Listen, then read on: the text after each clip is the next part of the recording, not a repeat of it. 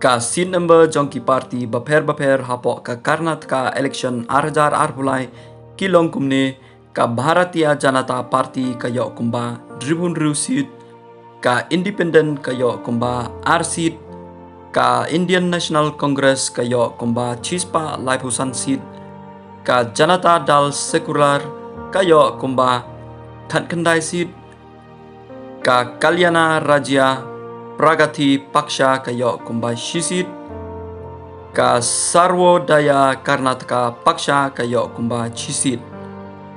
Kanepat ka graph hapo ka paniba kano person ki party kiyo hapo kaneka election result jong ka Karnataka House name Arjar Arpulai